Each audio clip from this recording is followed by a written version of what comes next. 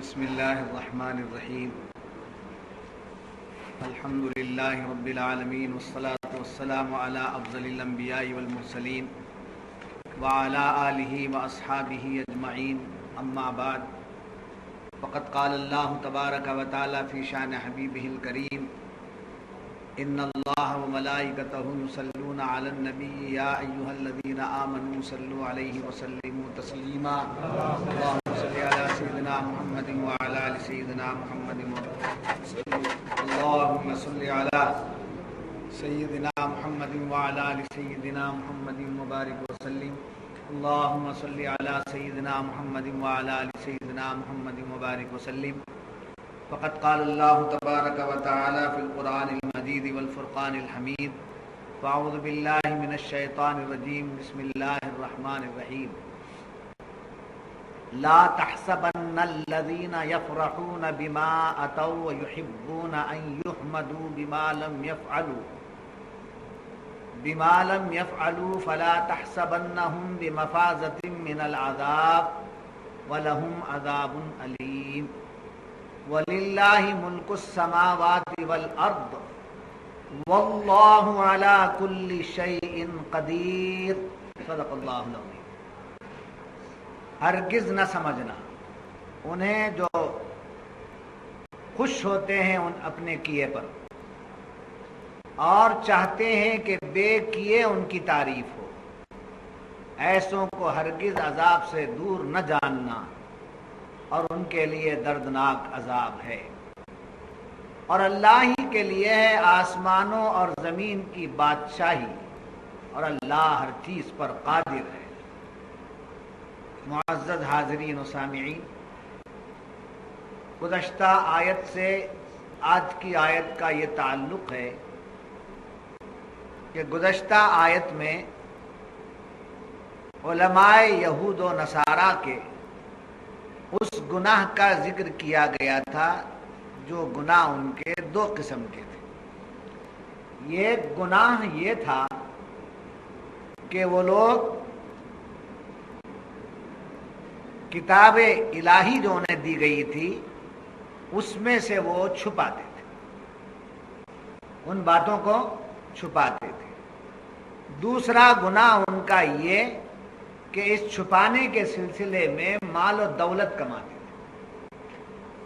آج کی آیت میں ان کی تیسری غلطی بیان کی جا رہی ہے، جس میں یہ کہا جا رہا ہے کہ وہ بڑے غرے میں رہتے اور اپنے کیے پر ندامت اور شرمندگی کے بجائے اپنے کیے پر وہ کیا ہوتے؟ خوش ہوتے۔ اپنے کیے پر وہ خوش ہوتے، لہذا یہ تیسری غلطی ان کی بتائی جا رہی ہے۔ اب اس غلطی کو بتانے کے بعد ان لوگوں کو بھی اور حضور کی نسبت سے تمام امت مسلمہ کو یہ تاکید کی جا رہی ہے کہ ایسوں کے بارے میں یہ گمان نہ کرنا، یہ نہ سمجھنا کہ ان کا وہ جو خوش ہوتے اپنے کیے پر اور چاہتے ہیں ان کی تعریف ہو جائے، ان کی اس حرکت پر انہیں نجات ہو جائے گی، چھٹکارا ہو جائے گا، ایسا نہ سمجھ۔ چنانچہ اس آیت کے شان نزول میں مفسرین کرام فرماتے ہیں کہ حضور اکرم صلی اللہ علیہ وسلم نے علماء یہود و نصارہ سے، روایت میں یہود ہی آیا ہے، علماء یہود سے توریت کا ایک مسئلہ پوچھا تو بے ساختہ جواب دے دیے جو توریت کے مسئلے کے خلاف تھا۔ اب یہ خیال کرنے لگے کہ ہمارا جواب برجستہ جو جواب ہے حضور کو بھی ہم نے لاجواب کر دیا اور صحابہ کو بھی ہم نے لاجواب کر دیا، معاذ اللہ سے ہمارے علم کی یہ تعریف کریں گے، توریت کتاب پر ہمارا جو عبور ہے اس کی یہ کیا کریں گے؟ سراہنا کریں گے، تعریف کریں گے۔ تو ان کے اس خیال کے خلاف میں ان کے اس خیال کو باطل بتانے کے لیے یہ آیت نازل ہوئی کہ وہ یہ خیال کرتے ہیں کہ ہم نے جو کچھ کہا ہے وہ ٹھیک ہے اور ہماری تعریف ہو جائے گی. کس خوشی میں یہ رہتے ہیں وہ یہ گمان نہ کریں کہ لا تحسبن الذین یفرحون بما آتوا، ہرگز نہ سمجھنا انہیں جو خوش ہوتے ہیں اپنے کیے پر. شان نزول کے اعتبار سے یہ بات واضح ہو رہی ہے کہ جو غلط بات بتا دیے ہیں اس غلط بات کے بتانے پر وہ کیا ہو گئے ہیں؟ خوش ہو گئے ہیں. ان کے خوش ہونے پر یہ خیال نہ کرنا کہ ان کا خوش ہونا یا ان کی اپنی تعریف، ان کا چاہنا ان کو عذاب سے دور کرے گا، ایسا خیال نہ کرنا، بلکہ ایسے لوگوں کے لیے دردناک عذاب ہے. پھر آگے فرمایا وَلِلَّهِ مُلْكُ السَّمَاوَاتِ وَالْأَرْضِ، اور اللہ ہی کے لیے ہے آسمانوں اور زمین کی بادشاہی، اور اللہ ہر چیز پر قادر ہے، قدرت رکھتا ہے. جب یہ بات معلوم ہوئی تو میں آپ کو یہ بتانا چاہتا ہوں کہ گناہ کر کے اس پر کیا ہونا چاہیے؟ شرمندہ ہونا، نادم ہو. مگر یہ کیا کرتے تھے؟ خوش ہوتے تھے. تو اپنے کسی بات پر خوش ہو جانا، اپنی تعریف پر خوش ہو جانا، یہ کفار کی علامت ہے. اپنی تعریف پر خوش ہو جانا یہ کفار کی علامت ہے. اگر تعریف ہو رہی ہے کسی کی، اس کی حیثیت، اس کی قابلیت، اس کی صلاحیت کے بارے میں اگر تعریف ہو رہی ہے تو اپنے اندر یہ بات نہ پیدا کرے کہ میری صلاحیت کی تعریف ہو رہی ہے، میرے مرتبے کی تعریف ہو رہی ہے، میری قابلیت کی تعریف ہو رہی ہے. نہیں، یہ نہ سمجھے بلکہ یہ اللہ کا فضل ہے جو میری تعریف اللہ اپنے بندوں سے کروا رہا ہے. یہ اس کی دین ہے، اس کا کرم ہے، اس کی عنایت ہے. جی، اپنے آپ پر اس کو نہیں لینا چاہیے. چنانچہ مفسرین کرام نے فرمایا گناہ کرنے پر خوش ہونا، جی گناہ کرنا ایک گناہ ہے، غلطی کرنا ایک غلطی ہے، گناہ ہے. گناہ کرنا ایک گناہ ہے اور گناہ پر خوش ہونا دوسرا.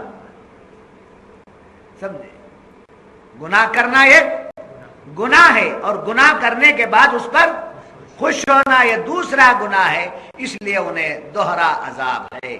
یعنی جب نیکی کر کے شیخی مارنا غلط ہے، نیکی کر کے شیخی مارنا، بڑائی مارنا. کون ہے میرے جیسا بولنے والا کون ہے؟ میرے جیسا حسین کون ہے، خوبصورت؟ جی، کبھی کبھی اپنے حسن کی تعریف بھی کرنا، اس لیے کہ وہ اللہ کی تعریف کیا ہے. ادھر حسن کی تعریف ہو رہی ہے تو شیخی ہے، ادھر حسن کی تعریف ہو رہی ہے تو یہ تہذیب سے نہیں. سمجھے؟ اعتبارات بدل جاتے ہیں. نہیں سمجھ میں آ رہی؟ یہ مدرسوں میں پڑھنے والوں کے اشاروں کی باتیں ہیں، آپ لوگوں سے اس کا کوئی تعلق نہیں رہتا. یہ اشارے میں مسئلے حل ہوتے ہیں. بہرحال شیخی مارنا کیا ہے؟ نیکی کرنے پر بڑائی مارنا غلط ہے، اور اس سے بڑی غلطی یہ ہے کہ گناہ کرے اور اس پر پھر شیخی مارے، اس پر بڑائی مارے. یہ ڈبل غلطی ہے. اس لیے قرآن فرماتا ہے کہ ایسے لوگ جو اپنی بڑائی چاہتے ہیں وہ اللہ کے عذاب سے بچ نہیں سکتے ہیں. چنانچہ فرمایا لا تحسبن الذین یفرحون، ہرگز نہ سمجھنا انہیں جو خوش ہوتے ہیں. لا تفرح ان اللہ لا يحب الفرحین، خوشیاں خوش مت ہو جاؤ، بے شک اللہ خوش ہونے والے سے محبت نہیں کرتا. کسی بھی چیز پر خوش نہیں ہونا چاہیے بلکہ اس پر سجدہ شکر بجا لانا چاہیے. دولت ملی شکریہ ادا کرو، نعمت ملی اس کی قدر کرو، علم ملا اس کی قدر کرو، عزت ملی اس کی قدر کرو. بڑائی مارنے کے ارادے سے خوش ہونا نہیں ہے. کہیں بھی اللہ تعالیٰ نے خوش ہونے کا حکم نہیں دیا، ایک ہی جگہ دیا. پورے قرآن میں ایک ہی جگہ ہے جہاں خوش ہونے کا حکم دیا گیا اور وہ واجب کے درجے میں اس کو لایا گیا۔ کون سا ہے؟ قل بفضل اللہ وبرحمتہ فبذالک فلیفرحوا۔ تمہیں دولت ملی خوشیاں مناؤ، تمہیں عزت ملی خوشیاں مناؤ، سمجھے، تمہیں وجاہت ملی خوشیاں مناؤ، یہ نہیں کہا قرآن نے۔ قرآن نے کیا کہا؟ نبی تم کو مل گئے اس پر تم خوشیاں مناؤ، نبی کے ملنے پر تم خوشیاں مناؤ۔ اس کے سوا اور کون سی نعمت ہے جس پر خوشی منائی جائے؟ وہ کون سی چیز ہے جس پر خوشی منا سکتے؟ حضور سے بڑھ کر کوئی چیز ہے؟ سرکار سے بڑھ کر کوئی چیز ہے؟ کوئی ذات ہے؟ قرآن کیا فرمایا؟ قل بفضل اللہ وبرحمتہ فبذالک فلیفرحوا ھو خیر مما یجمعون۔ بس تم اس کی خوشیاں مناؤ، یہ اس بہتر ہے اس سے جو کچھ تم جمع کے رکھے ہو۔ تو دولت پہ ناز کرنا، علم پہ ناز کرنا، سمجھے، خاندان پہ ناز کرنا، خاندان پہ ناز کرنا، یہ تمام چیزیں کیا ہیں؟ اسلام اس کو پسند نہیں کرتا، اسلام پسند نہیں کرتا۔ اسلام ایک ہی بات میں کہا کہ حضور کی نعمت کے طور پر جو حضور ملیں اس کی تم کیا کرو؟ خوشیاں مناؤ۔ تو خوش ہونا، مگر کیسی خوشی؟ بڑائی مارنے کے لیے نہیں، شکریہ، الحمدللہ الحمدللہ نعمت مل گئی، مجھے علم مل گیا، میری دستار بندی ہو گئی، میں عالم و علماء کے صف میں آ گیا، سمجھے، میں طالب علم رہا، علماء کی جماعت میں آ گیا۔ اللہ کا احسان ہے، اللہ کا کرم ہے۔ مجھ ناکارہ کو کیا بنا دیا، مجھ کم حیثیت کو کیا بنا دیا، مجھ جاہل کو کیا بنا دیا، جہلا کے صف میں بیٹھنے والے کو مجھے کس صف میں لے جا کر کھڑا کر دیا۔ خوش ہو، خوشی کا وہاں کیا معاملہ ہے؟ سجدہ شکر بجا لو۔ کیا ہے؟ سجدہ شکر بجا لو، خوشیاں ہیں۔ الحمدللہ مجھے ایسا پیر ملا جس نے مجھے راہ ہدایت بتا دی، اس کے ملنے پر خوشیاں مناؤ، راہ ہدایت ملنے پر خوشیاں مناؤ، بڑائی کے طور پر نہیں۔ دیکھیں میں کیسا ہوں، مجھے دیکھ کر میرے پیر کھڑے ہو جاتے، سمجھے، مجھے دیکھ کر میرے پیر کھڑے ہو جاتے۔ بڑائی مارنا، شیخی بگارنا، میں کہتا کتنا اچھا ہوں، میں کیسا، شاہ صاحب میری مجھے دیکھ کر کھڑے ہو جاتے جی، اور بڑائی مارتے، شاہ صاحب مجھے دیکھ کر ایسا سلام کرتے جاتے، کچھ سمجھے، حافظ جی سلام کیا ہے، شاہ صاحب ڈر گئے آج، ایسا دو ہاتھوں سے سلام کرتے، سمجھے، وہ ادائیں تم کیا سمجھے، وہ ادائیں کیا سمجھیں گے۔ بہرحال نعمت پر کیا کرنا چاہیے؟ شکر۔ کیا نہیں کرنا چاہیے؟ بڑائی، شیخی بگارنا، ایسا نہیں ہوتا۔ یہ کام کس کا ہے؟ بڑائی مارنے کا؟ یہودیوں کا، کفار کی علامت ہے، مومن کی علامت یہ نہیں۔ بما آتوا ویحبون ان یحمدوا، اور کیا ہے؟ بڑائی مارنا بھی ایک ہے، دوسرا ان کے اندر اور کیا بات تھی؟ ان کی تعریف۔ کیا چاہتے تھے وہ؟ اپنی تعریف، میرا نام ہو جاتا، میری تعریف ہو جاتا، سمجھے، کیسا بیان کرے؟ ارے کیا بیان کرے، آپ کے جیسا ہے کوئی بیان کرنے والا؟ تو یہ کیا ہوئی؟ چاہت ہوئی تعریف کی۔ تو بڑائی مارتے تھے اور کیا چاہتے تھے؟ اپنی تعریف۔ یہ تعریف کا جو معاملہ ہے یہ علم والوں کو بھی چاہیے۔ جاہل ہے شمس العلماء، جاہل کیا کرتے ہیں؟ شمس العلماء۔ بزدل ہے خان بہادر۔ کیا ہے؟ بزدل ہے، اسے کیا پکڑتے ہیں؟ خان بہادر۔ یہ پٹھانا ہے کیا چاہے ان کے اندر؟ پٹھانیت کچھ بھی نہیں، کچھ بھی نہیں۔ کوئی پٹھان ہے تو غصہ نہیں کرتا، ان کا نام خالی پٹھان ہے، کام کچھ بھی نہیں۔ ان کو خان بہادر کہتے، پکڑو بولے تو دروازے ڈال کے گھر میں بیٹھے، سمجھے۔ جاہل ہے اس کو کیا بولتے ہیں؟ شمس العلماء۔ بزدل ہے اسے کیا بولتے ہیں؟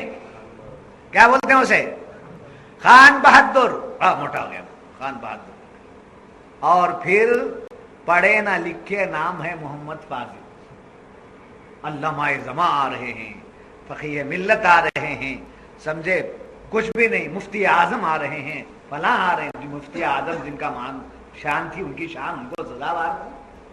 کچھ پڑھا نہیں, 2-4 کتابیں پڑھ لیا, مفتی بھی ہے, فلاں بھی ہے, اور اس پر اگر وہ القابات دے کر کے اسے نہ بلایا جائے نعرے مار کر, اس کا بیان ہی نہیں. جی یہ بچے کو تو رگڑے جائے گا انشاءاللہ. مثال دے رہا ہوں, حضرت علامہ مولانا مفتی حافظ و قاری محمد عاقب صاحب بولے زندہ باد, سرا کر صافہ بن کر.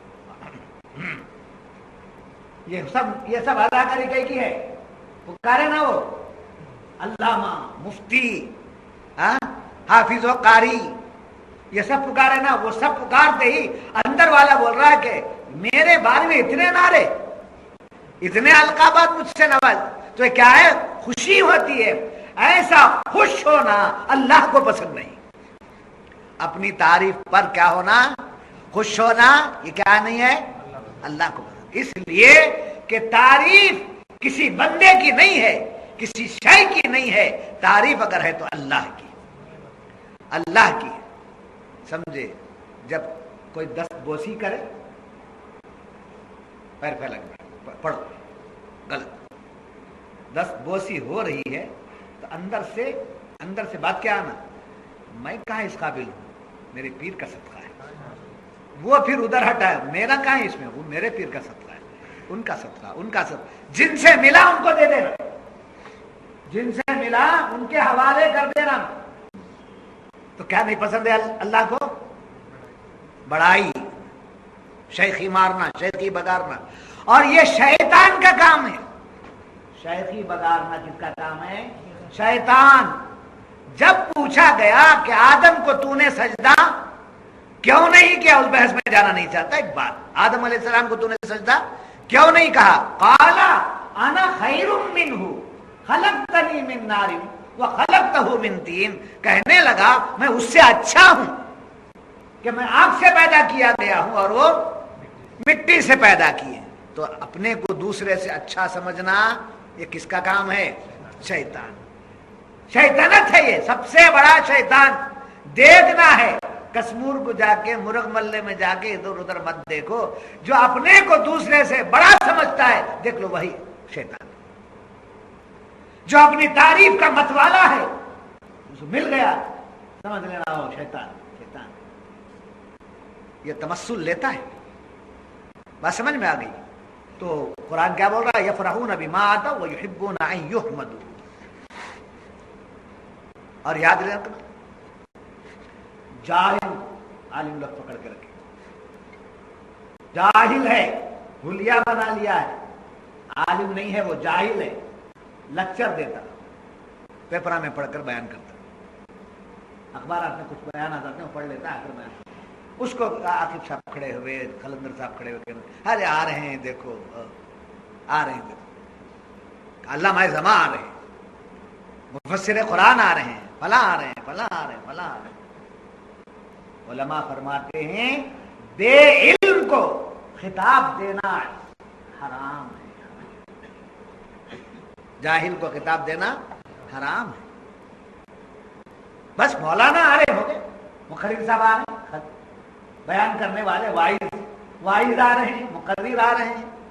سمجھے, مقرر زو فشاں چلے آؤ, مدھم مدھم کشاں کشاں چلے آؤ. سمجھے, وہ پکار کر بلاتا ہے. وہیں سے مدرسے کی انجمن سے ہی نفس کا بکرا موٹا ہو جاتا ہے. حضرت اساتذہ کی موجودگی میں مقرر زو فشاں چلے آؤ, مدھم مدھم کشاں کشاں چلے آؤ. سمجھے کیا کیا بلاتے ہیں, وہ مشاعرے میں شعرا بلاتے ہیں. اب یہ سب چیزیں عاشقی معشوقی کے ہیں, وہ اٹھا کر یہ نظامت میں ڈالتے ہیں. وہ آ رہے ہیں, وہ آ رہے ہیں, دیکھو کیسے آ رہے ہیں, ابھی آ رہے ہیں. یہ تمام باتیں غلط. اس کو علماء نے کیا فرمایا, غیر اہل کو, کس کو, غیر اہل کو اہل والوں کا خطاب دینا کیا ہے, حرام ہے. سمجھے, اردو کیا اوندھی بول دیا تو عالم ہو گیا کیا, لکھنؤ والی اردو بول دیا تو عالم ہو گیا. یاد رکھو اردو سب سے پہلے دکن میں پیدا, اردو کہاں کی؟ دکن کی. اور دلی میں جا کے پلی، لکھنؤ میں جا کے سجی. دکن میں اردو پیدا ہوئی، دلی میں جا کر سجی پلی، اور لکھنؤ میں جا کر سجی، بہار اور بنگال میں جا کے مری. وہاں مر گئی. نہ اسے تذکیر معلوم، نہ تانیث معلوم. سمجھے؟ تم سمجھتی ہے کیا؟ تم سمجھی کیا؟ سبق میں پڑھاتا ہے، تم کو سمجھی سمجھے. تو بہرحال یہ تعریف چاہنا خود کی کیا ہے؟ اللہ کو ناپسند ہے. یاد رکھنا.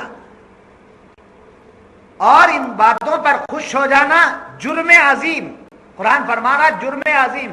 ان یحمدوا بما لم یفعلوا فلا تحسبنهم بمفازۃ من العذاب. ایسوں کو ہرگز یہ بچ نہیں سکتے کس سے؟ عذاب علیم سے. ان کو دردناک عذاب. گناہگار کو عذاب ہے اور شیخی مارنے والے کو دردناک عذاب ہے. بلا وجہ اپنی تعریف چاہنے والے کو دردناک عذاب ہے. تو اس لیے اس سے بچنا چاہیے.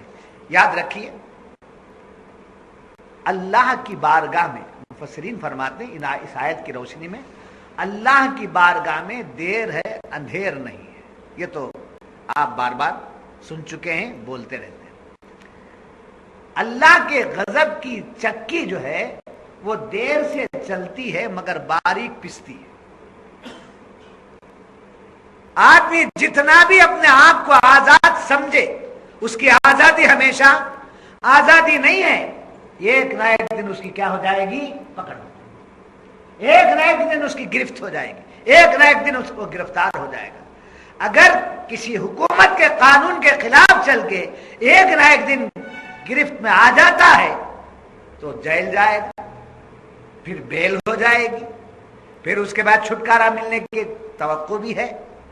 مگر خدا کے غضب میں جب گرفتار ہوتا ہے تو وہاں سے چھٹکارا نہیں، وہاں عذاب ہی عذاب ہے، وہاں سزا ہی سزا ہے، وہاں جو ہے پریشانی ہی پریشانی. اس لیے بندے کو چاہیے کہ وہ کیا کرے؟ اللہ کے غضب سے ہمیشہ ڈرتا رہے. اللہ کے غضب سے ہمیشہ ڈرتا ہے. مولا ناراض نہ ہونا. مولا تم ہم سے راضی رہنا. مولا ہم سے راضی ہو جا. مولا ہم اللہ کو راضی کرنے کی دعا مانگو. رزق ہے، دولت ہے، عمر ہے، سب چیزیں اپنی جگہ ہیں، مگر سب سے بڑھ کر چیز کیا؟ اللہ کی رضا. اور اللہ سے دنیا کی نعمتیں مانگتے ہیں، مانگو، مگر سب سے بڑی بات اللہ سے مانگنا کیا ہے؟ اللہ سے اللہ ہی کو مانگو. اللہ سے اللہ ہی کو مانگو. مولا تو کیا بندہ تو کیا چاہتا ہے؟ مولا میں تیری رضا چاہتا ہوں. مولا میں تجھے چاہتا ہوں. مولا فرماتا ہے ارے تو مجھے چاہتا ہے، ارے مجھے چاہنے والے میں تجھے اتنا چاہ لیتا ہوں، میں وہی کرتا ہوں تو جو چاہتا ہے، میں وہی کروں گا تو جو چاہتا ہے. ایک حدیث قدسی ہے جس کو مولانا احمد سعید دیوبند کے مولانا احمد سعید صاحب نے لکھا ہے. ان کی کتاب کا حوالہ دینے کی کیا ضرورت، ان کا نام لینے کی کیا ضرورت، بول کر بمڑے مارے تو میں کیا کروں اسے. ہیرا ہے، گندگی میں گر گیا ہے، اٹھا کر ہاتھ دھو لینے میں کیا ہے؟ ہاتھ میں کیا آئے گا؟ غلاظت آئی تو کیا ہوگی؟ وہ دھل جائے گی، مگر ہاتھ میں ملے گا کیا؟ ہیرا مل جائے. ہیرے کے لیے کسی کیڑے کی طرف بھی چلے جاؤ، مگر ہم جائیں گے. پبلک کو جانا نہیں چاہیے، اس لیے کہ وہ بہک جائیں گے. وہ لکھتے ہیں اپنی کتاب میں، ایک حدیث قدسی لکھتے ہیں کہ بندہ ایک ارادہ کرتا ہے تو اللہ بھی ایک ارادہ کرتا ہے. بندہ یہ چاہتا ہے کہ میرے ارادے پر کام ہو جائے تو اللہ فرماتا ہے میں یہ چاہتا ہوں کہ میری منشا پر کام ہو جائے. اب یہ دونوں ارادے کیا ہیں؟ ٹکرا گئے. بندہ کیا چاہتا ہے؟ میرا ارادہ پورا. مولا کیا فرماتا ہے؟ میں جو چاہوں گا وہی ہوگا. آخر بندہ اپنے ارادے پر مصر رہ جاتا ہے، ہوتا وہی ہے جو اللہ چاہتا ہے. یہاں تک تو بات ہوگی. آگے لکھتے ہیں کہ جب بندہ اپنے ارادے کو رب کے ارادے پر قربان کر دیتا ہے اپنے ارادے کو کس پر؟ رب کے ارادے پر قربان کر دیتا ہے. اللہ بندے کے ارادے کو کے مطابق کام کرتا ہے. تو اس لیے صوفیہ فرماتے ہیں اپنی منشا کو رب کی منشا پہ قربان کرو، اپنے ارادے کو مولا کے ارادے پر قربان کرو، اپنے فیصلے کو مولا کے فیصلے پہ قربان کرو. ادھر کے ہو جاؤ، ادھر کے ہو جاؤ. سمجھے؟ دانا زمین میں ڈال دیا، اب زمین کو نہیں دیکھنا کب اگ کر آتا ہے، کب ہے، ابھی نہیں آیا نا، خود کر کے دیکھنا نہیں. ادھر ڈال دینا، کسان کا کام ادھر دیکھنا. دانا کدھر ڈالنا؟ زمین میں دیکھنا، ڈال دینا. دیکھنا کدھر؟ کسان کدھر دیکھتا ہے؟ آج کیا دیکھتا ہے؟ رحمت خدا برس رہی ہے کہ نہیں برس رہی؟ آب رحمت آ رہا ہے کہ نہیں آ رہا ہے؟ سمجھے؟ اگر ادھر سے نہ برسے، میرا دانا مٹی میں مل کر مٹی ہو جائے، خاک ہو جائے، اگر اس کا کرم ہو جائے تو میرا دانا اناج بن کر کے سامنے آئے گا. اور دانے ڈالا ہوں اور سمجھے بوری میں بھر لیتا. تو معلوم ہوا عمل کر دو، ڈال دو زمین میں. ادھر مولا میں تیرے حکم پر عمل تو کر دیا، اس کو قبول کرنا تیرا کام ہے، اس پہ راضی ہونا تیرا کام ہے، اس پر دینا تیرا کام ہے. میں نے تیرے حکم پر دے دیا ہے، اس کو قبول کرنا تیرا کام ہے. سمجھے؟ فضل خدا مانگتے رہو اللہ تبارک و تعالیٰ سے. آیت بھی یہی کہہ رہی ہے، اپنے آپ کو بھول جاؤ. یاد رکھو خانقاہوں میں یہ ٹریننگ دی جاتی ہے. سمجھے؟ یہ ٹرینڈ کیا جاتا ہے. اپنے کو چھوڑو، اپنے کو چھوڑو. دنیا کو چھوڑنے والے بہت سے بیانات کرتے ہیں، وہ چھوڑو، یہ چھوڑو، بیوی کو چھوڑو، بچوں کو چھوڑو. سمجھے؟ کون چھوڑو بولتا ہے؟ 4 کرو، چھوڑو، 4 کرو، ہمت ہے تو کرو. بیوی بچوں کو چھوڑ دیا، ہمارے شاہ صاحب کو چھوڑ ڈالے، پہاڑ پہ جا کے بیٹھ گئے. بولے غلط بات. سمجھے؟ بیوی ہونا، بچے ہونا، 9 بچے ہونا، 19 بچے ہونا، 90 بچے ہونا، وہ سب وہ بچے نہیں ہونا دین نہیں ہے. بچے ہونا دین کے خلاف نہیں، سب دین ہے. مگر ساری چیزیں اپنی جگہ. فضل خدا اپنی جگہ. کیا ہے؟ فضل خدا اپنی جگہ. حضرت قبلہ ایک نظم میں فرماتے ہیں، ایمان و عمل پہ رکھا ہے مدار دین، ایمان اور عمل پہ رکھا ہے مدار دین، یہ ہے کمال دین کے فضل خدا رہے. دین کی بنیاد کس پر رکھی؟ ایمان اور عمل پہ رکھا ہے. مگر کمال کیا ہے؟ یہ ہے کمال دین کے فضل خدا رہے. خدا کا فضل شامل حال ہو جائے. زکات ادا ہو رہی ہے، روزے ادا ہو رہے ہیں، نماز ادا ہو رہی ہے، نیک کام ہو رہے ہیں، یہ سب ہو رہے ہیں. اس کو کون قبول کرنا؟ اللہ کا قبول کرنا اس کے فضل پر نربھر کرتا ہے. چنانچہ صوفیہ اکرام فرماتے ہیں کہ اس آیت کی روشنی میں صوفیہ فرماتے ہیں کہ یہ آیت کس کے حق میں نازل ہوئی؟ یہودیوں کے حق میں نازل ہوئی. ان کے حق میں نازل ہوئی تو ہمارے لیے کیا ہے؟ ہمارے لیے عبرت ہے، ہمارے لیے پیغام ہے. جب انہوں نے ایسی حرکت کی تو خدا کے عذاب کا وہ کیا ہو گئے؟ شکار ہو گئے. ان آیت کے روشنی میں ہمیں پیغام دیا جا رہا ہے، تم ایسے نہ ہونا، تم عبرت حاصل کرو. ہمیشہ کے لیے تمہیں عبرت کی تعلیم دی جاتی ہے. اور یاد رکھنا یہ دونوں چیزیں انہی میں نہیں تھیں. انسان کا نفس ایسا ہے، یہ دونوں چیزیں ہیں. کون سی دونوں چیزیں؟ شیخی مارنا اور تعریف کو چاہنا. یہ کیا ہے؟ سب کے لیے. کیا آپ نہیں چاہتے میں آپ کی تعریف کروں؟ ارے کیا اچھا بچہ، ماشاء اللہ، میری ریکارڈنگ کرتا ہے، پورے ریکارڈاں چھپا لیتا ہے. سمجھے؟ کیا اچھا بچہ. ایسا بچہ میں دیکھا ہی. سب پیچھے، یہ آگے. یہ شاگرد لوگ ہیں، دکان بنائیں گے. یہ پیر ہے، میری مزار پہ آئے گا. یہ مرید ہے، میری مزار پہ آئے گا. نہیں سمجھ میں. اب اتنا بولتے آج مجھے ایسا بول دیے، پورے محفل میں مجھے کیا بولے؟ پیر بول دیے. بول کر خوش ہو گیا. تو یہ اندر کی بات سمجھ میں آ گئی. تو دونوں چیزیں ہمارے اندر موجود ہیں. کیا کیا؟ شیخی بگارنا، بڑائی مارنا اور تعریف کو چاہنا. یہ دونوں چیزیں ہمارے اندر ہیں. اس لیے آیت شریفہ کی روشنی میں مفسرین فرماتے ہیں یہ دونوں چیزیں اپنے اندر سے نکال. پھر آگے فرمایا गुनाह के 3 दर्जे, गुनाहों के 3 दर्जे। पहला वो गुनाह जिस गुनाह के करने के बाद गुनाहों पर क्या हो जाना चाहिए, नादिम, शर्मिंदा होना। समझे, गुनाह करने के बाद गुनाहों पर क्या हो जाना, शर्मिंदा हो जाना। अगर ये बात अंदर पैदा हो गई तो इसका इलाज हो सकता है। एक वो है गुनाह करने के बाद, गुनाह करने के बाद उसका एहसास दिल में पैदा होना। एक तो नादिम हो जाना है, एक एहसास होना। तो ऐसा दर्जा जो है गुनाहों को की वजह से दिल में एहसास पैदा करने का, इसमें इलाज हो सकता है मुश्किल से। और फिर तीसरा क्या है, गुनाह करना और उस पे अकड़ जाना। गुनाह करना और उस पे अकड़ जाना, ये ऐसा है, एक ऐसा गुनाह है कि इसका इलाज ही नहीं हो सकता। तो काबिल इलाज कौन से गुनाह हैं, गुनाहों पर क्या होना, शर्मिंदा। यही है, बार बार पढ़ो। पहले 4 रकात में सुभान जिल मुल्क वल मलकूत, सुभान जिल, फरिश्तों की तस्बीह तुम कहीं को पढ़ते, फरिश्ते पढ़ते, हैदराबाद से सीख कर आया, कहे को पढ़ते, फरिश्तों की तस्बीह, सुभान जिल मुल्क वल मलकूत, सुभान जिल इज्जत वल।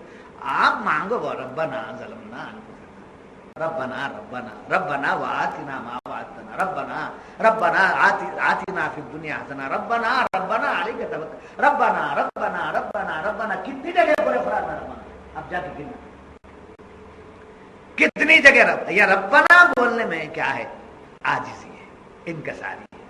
और याद रखो अल्लाहुम्मा की जितनी दुआएं आई हैं वो अहादीस से साबित, और रब्बना की जो दुआएं आई हैं वो कुरान से साबित।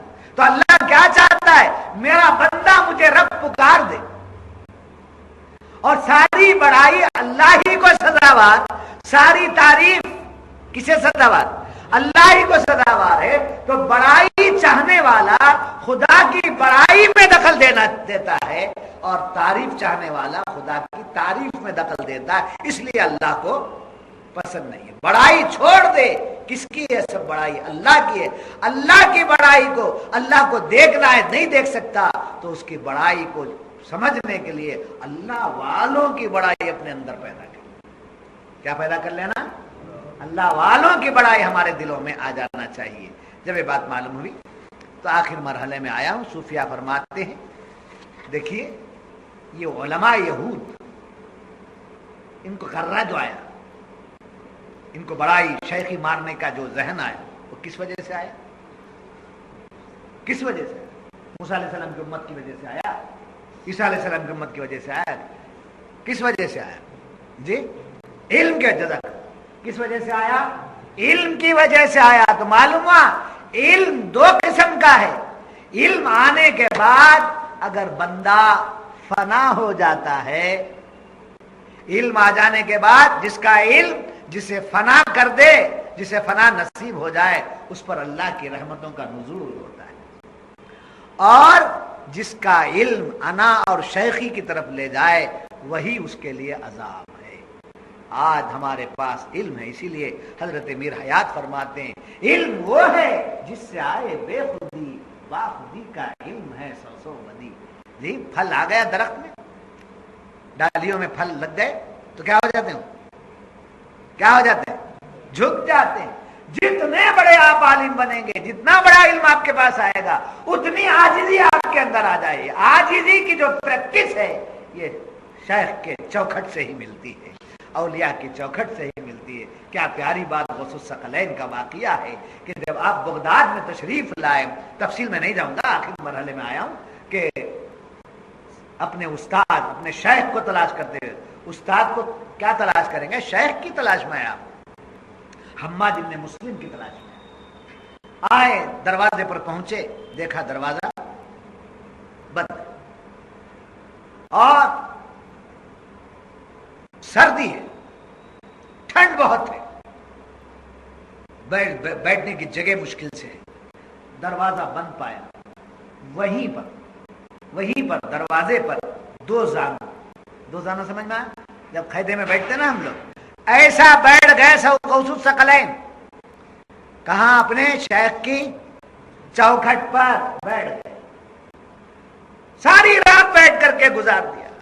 صبح دروازہ کھولے، سب سے پہلے نظر پڑی، سلام عرض کیا، جواب سلام پایا، جی السلام علیکم۔ غوث الثقلین نے کہا تو آپ نے فرمایا وعلیکم السلام یا عبد القادر۔ حیرت میں پڑ گئے کہ میرا نام کیسے معلوم ہو گیا۔ کچھ گفتگو ہوئی، ساتھ ہی پوچھا کب آنا ہوا؟ کہ رات کے ابتدائی وقت میں آیا، دروازے کو بند پایا تو میں رات میں یہیں رک گیا۔ آپ نے فرمایا دروازے پہ دستک دے دیتے تاکہ میں بیدار ہو جاتا۔